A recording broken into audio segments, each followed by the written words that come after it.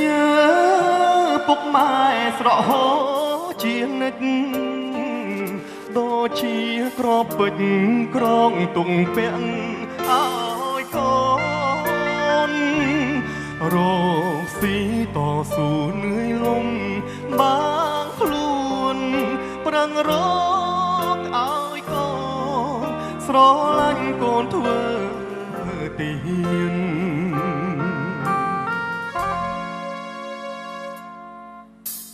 ដៃត្រកងអោបតា